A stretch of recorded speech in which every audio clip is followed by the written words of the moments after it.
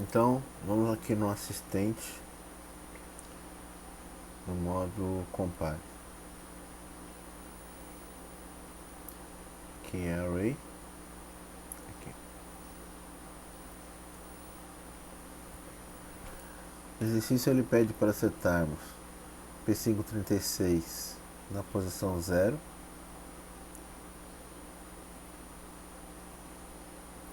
e P538 a quantidade de captura que nós vamos fazer.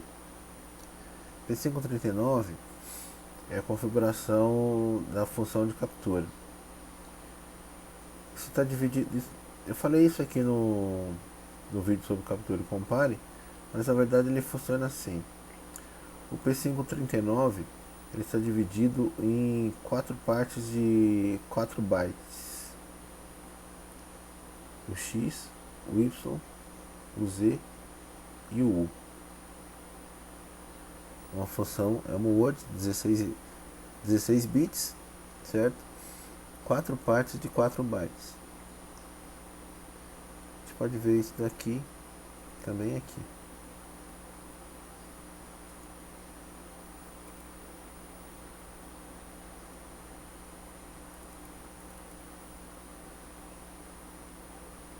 O X, o Y, o Z e o U. Aqui ele pede para que nós setemos da seguinte forma.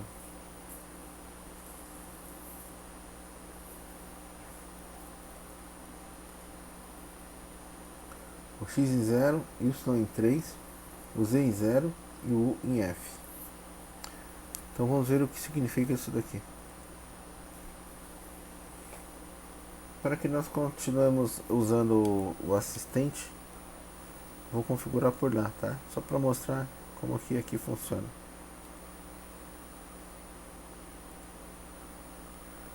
O X está em 0. O X, na verdade, o primeiro byte, o primeiro bit do primeiro byte é a habilitação da função de captura, que nesse assistente ele funciona por aqui.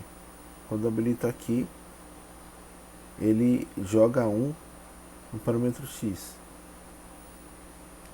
O Y vai definir qual é a fonte dos sinais de entrada do slave no modo capture.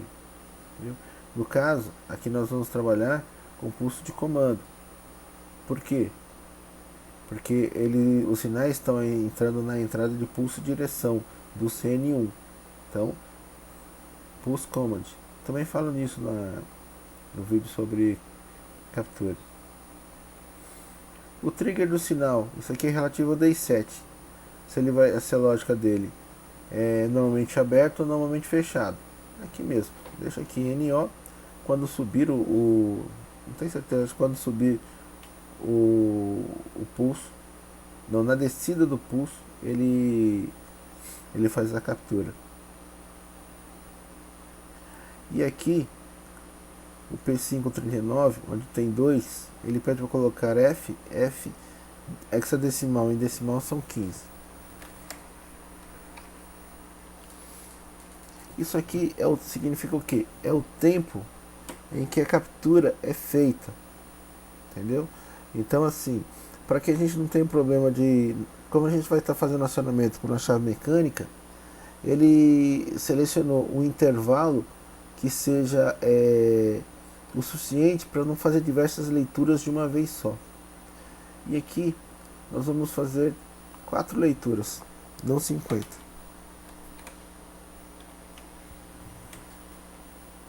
Feito tudo isso, nós precisamos fazer gravar no Surf. Ele já abriu aqui uma tabelinha com 4 posições, né? Na posição 0, na posição 1, 2 e 3. Para que possa ser feito aqui o P537, a partir do momento que a gente habilitou aqui como encoder principal, ele vai fazer a leitura do encoder daquele pulso de comando, na verdade, né? Que é o encoder interno. Aqui, deixa eu ver se a gente consegue visualizar. No monitor eu havia deixado alguns parâmetros aqui pré-estabelecidos. Primeiro é o P537. O P537, o que ele é? Uma vez habilitado que é a entrada, uma vez habilitado que a fonte do sinal é a entrada ao encoder principal, ele vai fazer a leitura das posições aqui.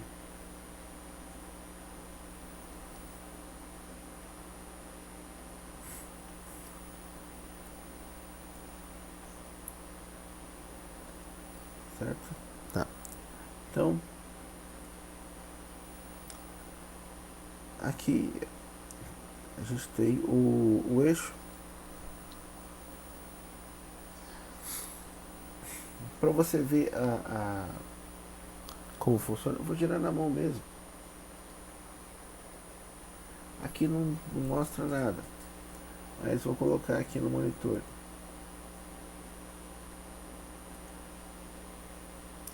Conforme eu mexo, ele já vai aqui mudando a posição.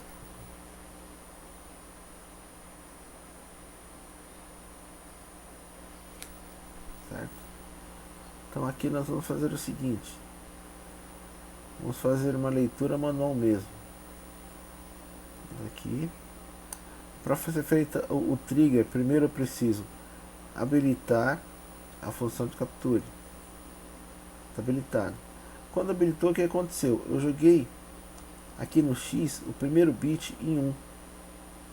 E agora o que vai acontecer? Quando eu apertar a DI7, que é DI7, mesmo que ela tenha outra função, uma vez que habilitada a função de captura, a DI7 ela passa a ser o trigger para esse sinal de leitura. Eu vou apertar uma vez e ele vai decrementar aqui e vai jogar o valor que tiver aqui no P537 na posição 1 da tabela. Lembrando que esse P537 é o retorno do encoder principal.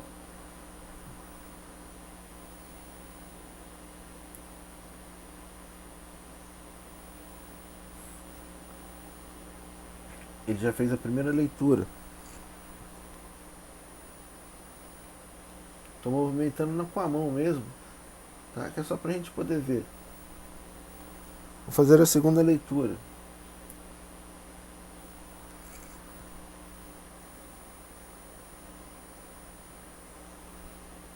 Terceira leitura.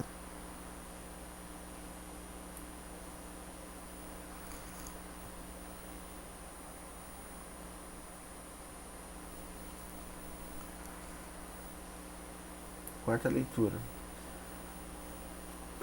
No nosso caso, ele seria modificar isso quando tivesse sido feito as 50 leituras, tá? Se eu pedir o update aqui, ele pegou exatamente as posições que eu havia selecionado aqui com a mão. A última que ele preservou foi 41, 41. Ou seja, toda vez que eu fizer esse movimento do carro, ele vai vir até aqui, vai encostar nessa posição, eu faço captura. Ele vai ler exatamente a posição do encoder, a posição absoluta. Ele vai deslocar para 3000, vai parar numa outra posição.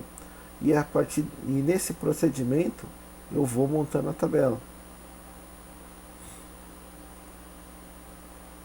Eu vou realizar 50 leituras e elas vão ser armazenadas do endereço 0 ao endereço 49.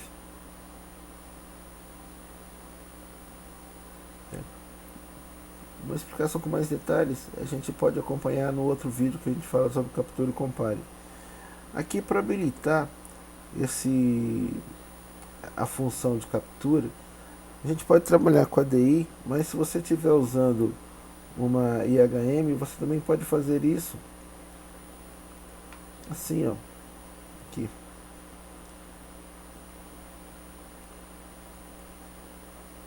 Você pode colocar o endereço da palavra, no caso lá, DI 39.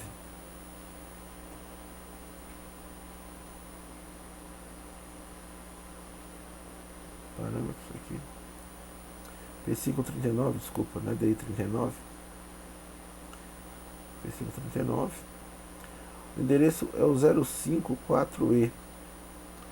Então, se você colocar 054E.0, você vai setar só o primeiro bit. Entendeu? Não se esqueça, tá? P5 P5 4E ponto 0 para pegar só o primeiro bit.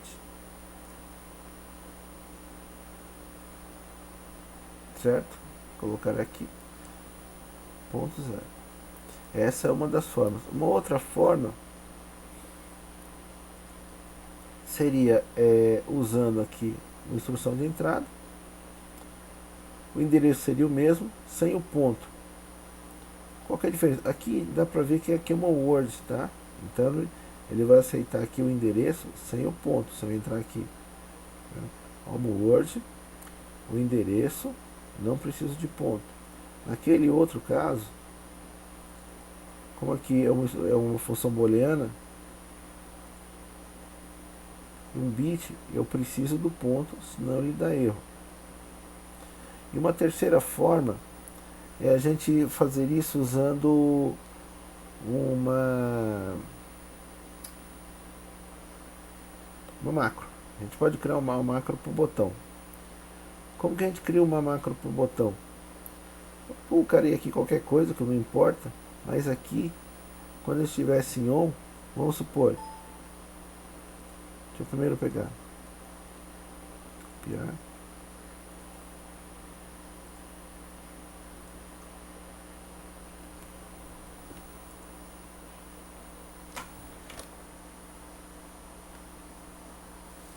colocaria o link.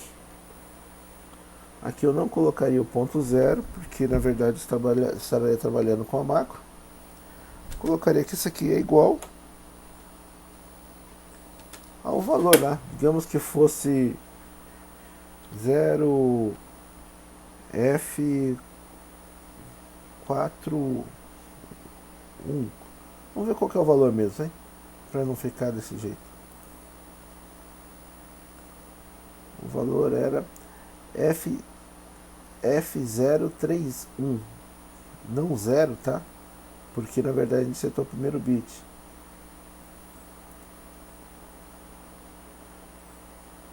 H.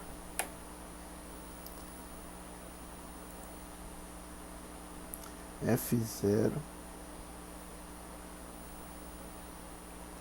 31H. Ele mudou de cor aqui porque tem F, mas não importa. Então a partir do momento que eu determino, eu tenho que colocar o H, que é para interpretar que essa variável aqui, esse valor está em hexadecimal. Aí eu daria um OK. Ele aceitou. Se não tivesse aceitado, ele não teria fechado. Ou seja, quando o botão estivesse em ON, ele iria transferir esse valor. Tem duas observações aqui. Se você estivesse trabalhando com a função, o parâmetro para habilitar a curva ECAN, ele não é uma instrução de 16 bits, é uma instrução de 32 bits. Então na macro você tem que determinar que ela é um double word. Coloca aqui, abre aqui um parênteses, DW, double word, colocar em maiúsculo, não faz diferença, mas eu prefiro colocar em maiúsculo, double word, e eu fecho. Aí ele encararia um valor maior do que o F031. Eu poderia colocar aqui um A, F031, por exemplo, seja o que fosse. Caso contrário, o valor que eu colocasse aqui, ele só ia, ou ele não ia aceitar, ou ia só atualizar o primeiro byte. Outra coisa, se nós estivermos trabalhando com macro, né, a gente tem que dizer, a gente tem que selecionar o modo delta RTU e determinar que é um servo, senão ele não vai aceitar. O que eu estou querendo dizer? Depois eu mudo aqui, posso esquecer. Aqui, isso não tem muito a ver, né? Mas é bom a gente colocar isso daqui. Na seleção, tá vendo? Delta controle RTU. Quando eu determino esse formato, que está aqui dentro do delta,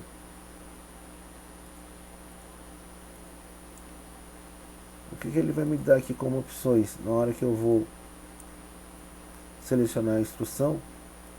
Me dá toda a linha de dispositivos Delta. Eu tenho que colocar aqui como servo.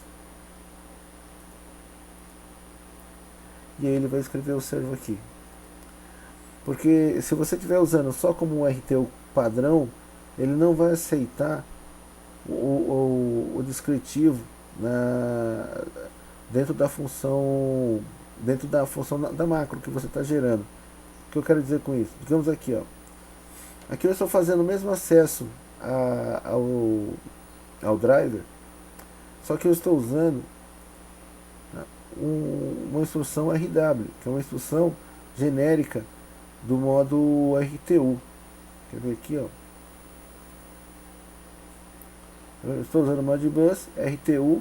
Por quê? Porque eu selecionei, quando eu fiz essa tela, que eu queria trabalhar desse formato, porque eu estava explicando que é o formato padrão para acessar qualquer dispositivo na rede Modbus. Só que quando você trabalha com macro, se você coloca esse endereço, ele não aceita como RW, ele não vai gravar, não vai nem aceitar a macro. Você tem que, no caso, fazer como está aqui no outro exemplo, e vir e selecionar que é o dispositivo Delta, que é o Delta Controle RTU, para que na hora que eu for buscar a função, ele me dê a opção do servo. Aí ele vai interpretar o que eu estou querendo fazer e vai atualizar a função Modbus. Porque aqui a comunicação é RS485. Que era aqui, certo? Aí ele vai fazer essa leitura. Se tiver RW aqui, não funciona. Vou tirar daqui porque isso aqui a gente não usa.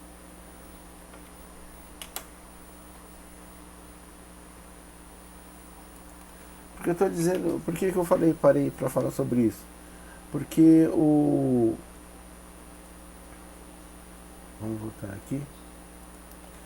Porque toda vez que você quiser habilitar a função de captura, você vai precisar setar esse bit. E a única maneira de setar esse bit ou é pelo assistente do AsaSoft, que você não vai poder ter um mico pendurado lá toda hora, ou via IHM, ou mesmo via o controlador, mas o que? Alterando aquela palavra.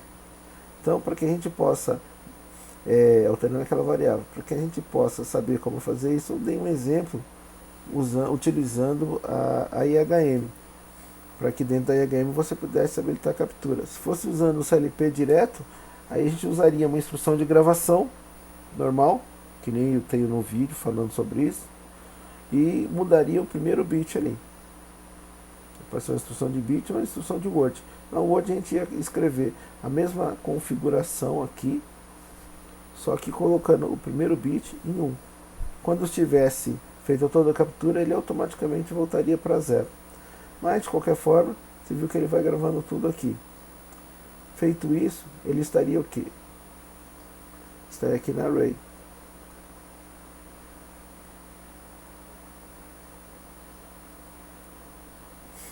Por que não está? Porque eu não atualizei. Certo? Mas não importa. Ele vai gravar isso daqui na Array. Certo? Porque eu teria que, depois que fez isso aqui, eu teria que gravar tudo. E vai atualizar a tabela da Data Array.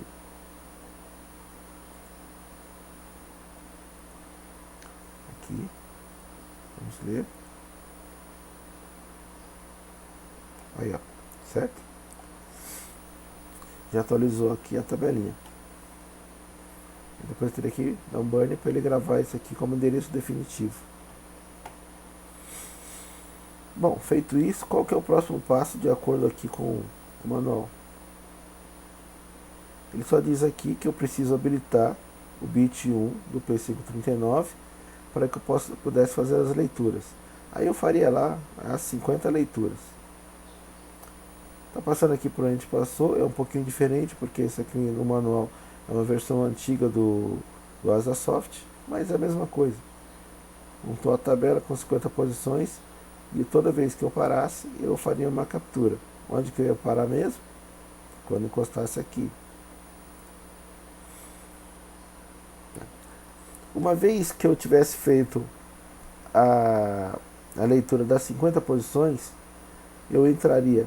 tenho que entrar no assistente ECAM para montar essa tabela. Vou entrar lá. Onde está o assistente? O assistente aqui, ó, ECAM. Vou voltar à posição inicial. Quando a gente entra nele, ele vem nessa posição. Para mim selecionar o tipo de aplicação. No caso aqui a gente fez a leitura, construiu as posições da tabela pelo Capture Compare, pelo modo Capture Compare, usando a função Capture, e ela está lá armazenada do endereço 0 ao endereço 50. Aí eu venho aqui, no Next. O que ele mostra nessa função? Aqui ele coloca a partir de que endereço eu quero montar a minha função, certo? Ou seja, eu vou montar essa minha tabela aonde? Eu vou colocar aqui a partir do endereço 100. Poderia colocar qualquer valor que tivesse dentro da tabela, que é de 0 a 799, e que tivesse espaço livre. Quantas posições eu vou gravar? 50 posições. Veja bem, aqui é a construção da minha tabela. Aqui ele colocou a opção de eu especificar o endereço da própria tabela onde estão os dados. Vou colocar aqui do endereço 0 ao endereço 49. Por que 49? Porque de 0 a 49, 50 posições. Quando apertar OK, o que ele vai fazer? Ele vai montar a tabela. Só que ele vai montar cheio de valor zero, porque a gente só fez a leitura das 4 primeiras posições. Nós vamos dar uma olhadinha. Viu? Se eu tivesse feito a leitura das 50 posições, ele montaria certinho aqui. E a partir disso, quando eu pedisse para desenhar, ele ia montar a curva. Que a minha curva vai ficar horrível, porque não tem nada. Mas aqui, ó, aquelas posições que não tem nada a ver, que a gente pôs manualmente. Aqui não é muito necessário, mas para que a curva fique mais fiel, a gente pode desabilitar o mestre, no caso, para ele montar a curva. Isso aqui é só para a gente ver se a função ficou correta. E aqui eu colocaria a resolução do meu eixo. Lá a gente está trabalhando em 10 mil pulsos, se eu não me engano. Aqui eu estou trabalhando em 1000.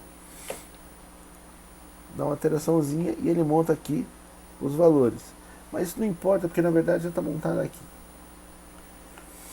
Feito isso, qual é o próximo passo? Só para montar uma tabela diferente aqui, eu vou fazer uma leitura do endereço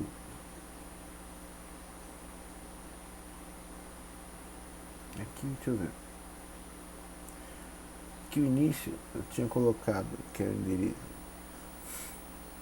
É isso mesmo. Aqui eu teria colocado o endereço, deveria ser 100. E aqui, eu não sei se tinha mudado. Número de 50. Aqui 0, aqui eu coloco 49, 50. Tá. Ótimo. Se eu colocar aqui que eu quero ler a partir do endereço 250, veja bem, eu só coloquei isso daqui porque eu tenho os valores gravados do exercício anterior, só para ele montar uma curva um pouco mais fiel, né? Ele vai montar uma curva que vem aqui no valor fixo, depois ele monta uma curva de descida.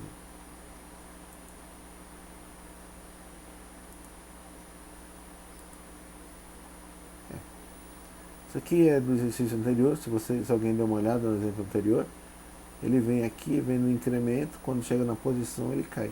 É só para ser uma coisa mais parecida com a curva de fato, tá? Mas não importa. Aqui eu estaria aqui então, só revisando, onde eu estou gravando, o início da minha tabela onde eu estou gravando, e aqui de onde eu estou fazendo a leitura. Então aqui ele vai atualizar. Aqui eu faria o desenho só para confrontar com o valor do exercício.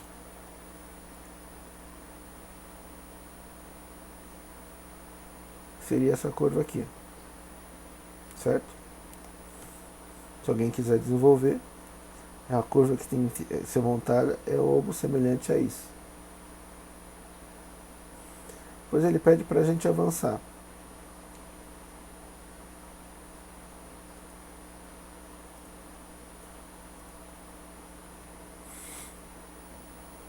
Aqui ele só trabalhou com 2 parâmetros, se eu não me engano. Deixa eu ver. Ele mudou o P583 e o P584. O que é isso? P583 e P584 é a escala do escravo em relação ao mestre. Isso é muito simples, tá?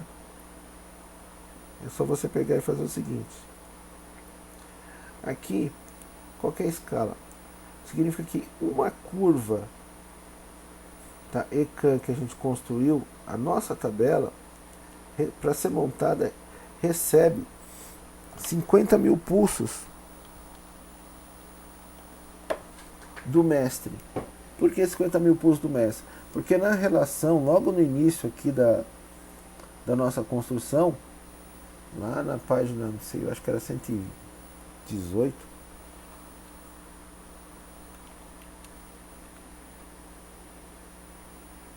ele colocou, a gente foi determinar no exercício que uma curva completa, tá, do quadrado ali que a gente está contornando tem 50 mil pulsos.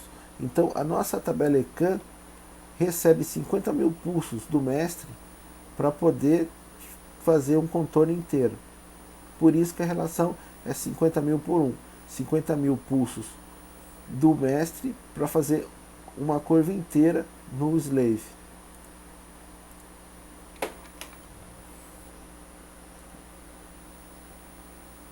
Depois está na 131, né?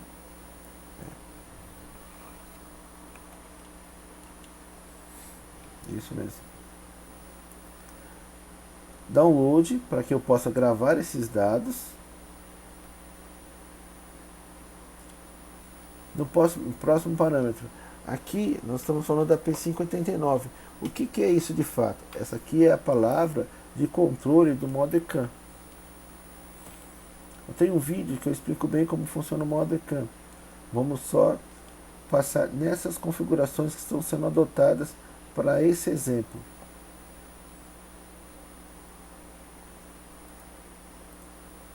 Farei o download, que eu não vou fazer.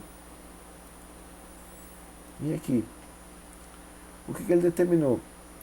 Ele setou que a fonte dos pulsos para que seja constituída a curva ECAN é aqui. Pulso de comando, ou seja, pulso de direção, entrada pelo conector CN1. Poderia ser por onde? Poderia ser aqui a partir de uma captura, poderia ser através da entrada do encoder auxiliar, ou poderia ser através de um comando PR. Ou um pulso com um sincronismo, uma curva quadrada, certo? Conteúdo de milissegundo. Isso aqui a gente fala lá, depois a gente no vídeo que a gente explica a função ECAN, a gente passa por isso daqui. O tipo de engate imediato, ou seja, subiu o servo on, já foi feito o engate. E o desengate? Nesse caso, tá, o desengate ele não desengata, a não ser que eu desligue o servo on. Ou seja, ele sempre fica engatado. Por quê? Porque ele vai fazer um movimento constante. Tá? No vídeo que nós tínhamos visto, deixa eu ver onde ele está.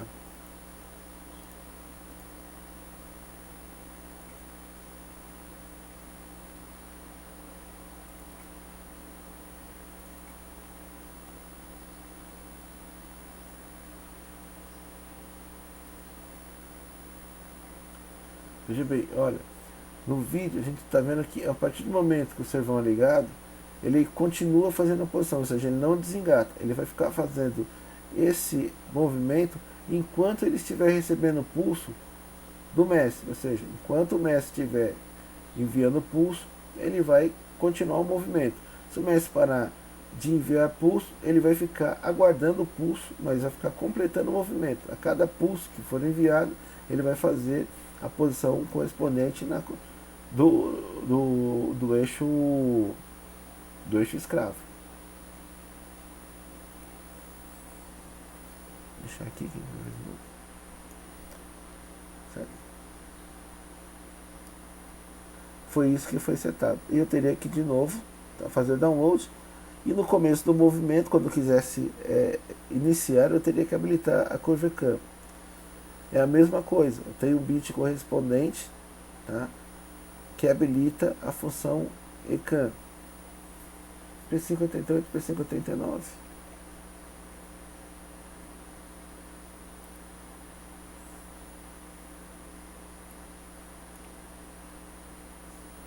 Não vou entrar muito em detalhe.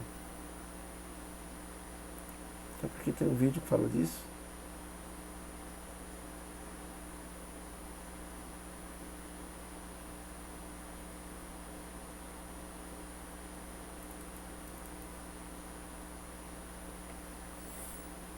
P588, o parâmetro, a fonte dos pulsos, que no X0, X1 e X2, no 0 ele vai habilitar a função ECAN.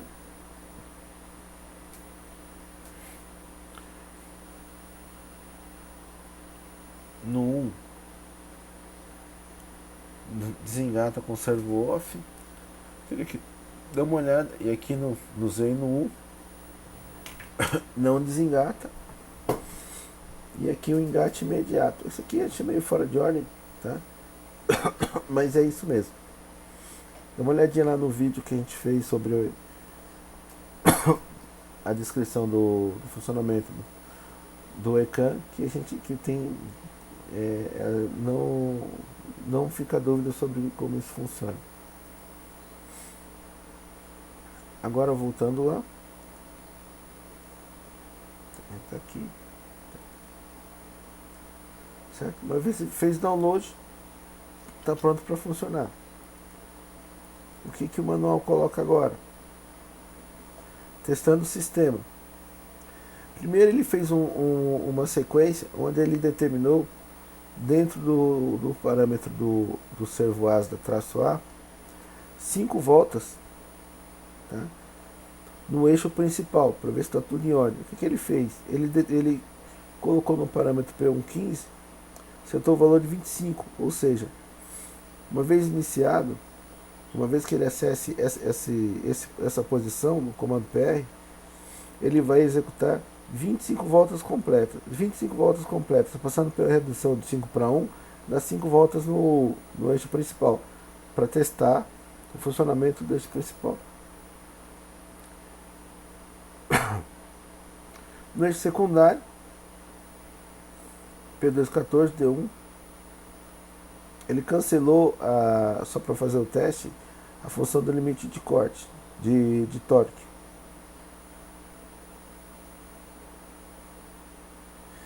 E o que ele fez aqui? Ele fez um offset dentro do parâmetro de home, para que ele pudesse fazer o teste da função. Por que o offset? Deixa eu ver se eu consigo mostrar aqui.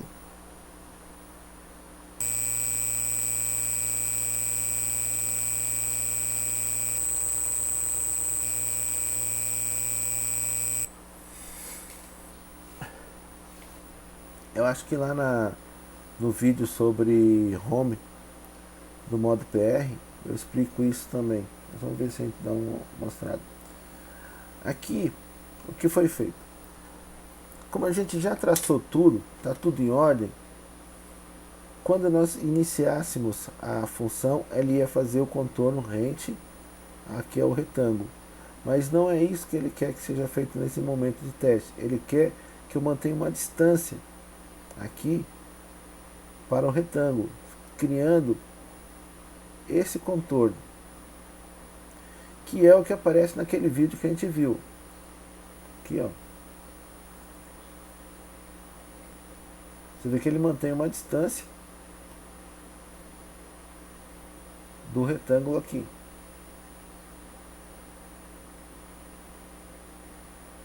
Porque foi criado um offset. Para que nós criemos isso, como que nós vamos fazer? Vamos lá voltar.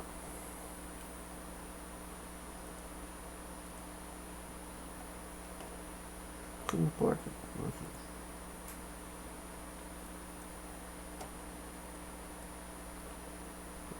PR4.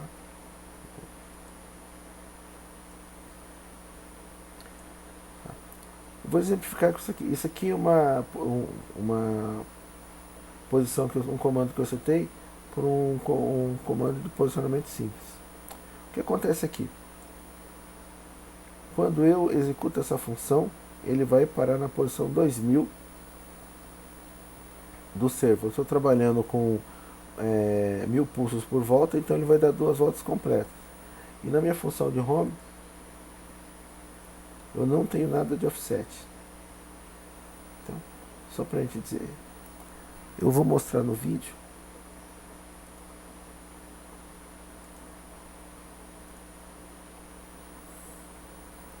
Eu vou habilitar primeiro e fazer a função de home.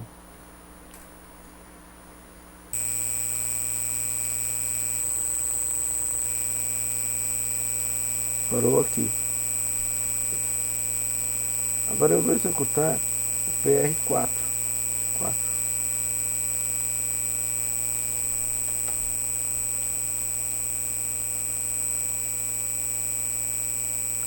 Vamos fazer diferente aqui. Peraí.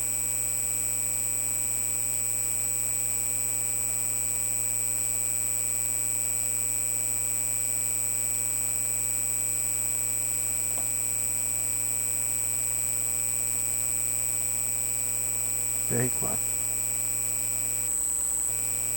2 voltas. Voltando, eu vou executar o 15, que ele volta para posição 0.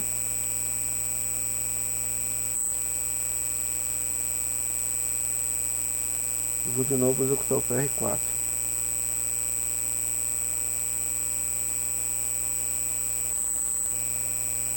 Duas voltas e parou exatamente na referência de 0 aqui.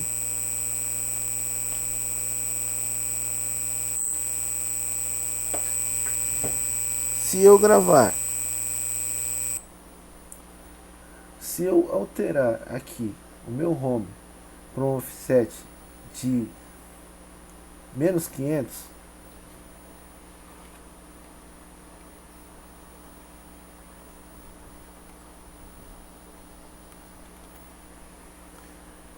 ele colocou lá menos 1000. Você vai ver que ele vai fazer o home, só que ele vai se posicionar 500 posições anterior ao pulso Z aqui que tinha sido definido. Vou fazer download disso. Então agora eu vou novamente executar a função de home.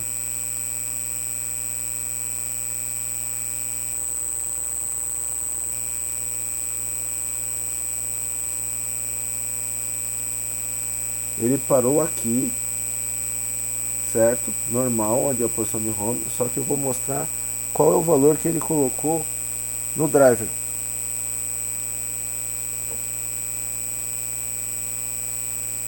É o desvio, tá? Mas na verdade é a posição 500. Agora eu vou mostrar, eu vou executar a mesma função, PR4.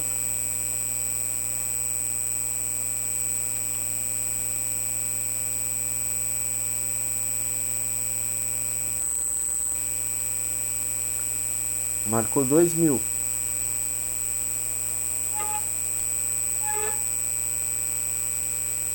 No entanto, o servo ele não parou em cima, certo? Ele parou embaixo, porque ele considerou a partir do offset de menos 500. Novamente,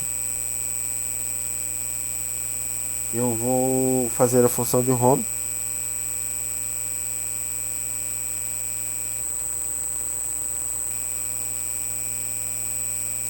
O offset continua aqui de 500. Eu só vou mudar aqui o PR4 Vou baixar essa velocidade para 100, para a gente ver que ele vai dar uma volta e meia.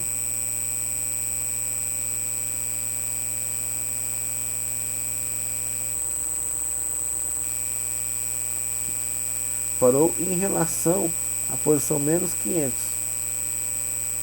certo? Ou seja, posicionado como referência o offset. Fazendo isso, o que vai acontecer? O que vai acontecer é que ele vai executar exatamente essa função aqui. Ele vai se afastar do retângulo, a posição aqui no caso de menos 1000.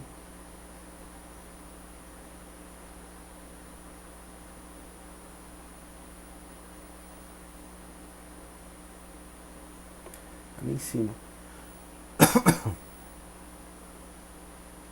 Menos 10.000 no caso, né? Porque ele trabalha com a resolução maior, ele se posicionou menos 10.000. Que ele trabalha com a resolução alta, menos 10.000 em relação ao retângulo. Ou seja, ele fez o contorno afastado. Por quê? Porque era uma condição de teste. E aqui mostra que a partir daí, se está tudo testado, tudo ok, eu só preciso habilitar a função ecan e habilitar o mestre. Quando habilitar o mestre, e posicionar no caso, né? Quando habilitar o mestre, ele já vai começar, ele já vai fazer esse contorno aqui. Ele vai começar a contornar a peça, fazendo o percurso completo do retângulo. Bom, eu acho que é isso. Tá? A gente não pôde construir a mecânica para a gente ver o funcionamento, mas a gente fez uma descrição bem detalhada. Acredito que não teremos problemas para construir essa mecânica e essa função se fosse necessário. E se houvesse algum tipo de dificuldade, com certeza, com a referência que nós temos, nós poderíamos corrigir em função da mecânica que nós criamos. Porque muitas vezes esses parâmetros que ele está usando são para a realidade dele. Talvez nós fizéssemos ajustar isso para a nossa realidade.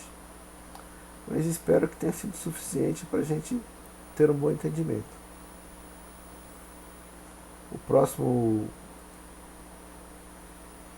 aplicação é a máquina de fio. Vamos ver se a gente consegue construir o máximo possível, detalhar o máximo possível dessas funções, pelo menos as mais importantes, para que a gente possa ter uma boa fixação no modo ECAN. Obrigado.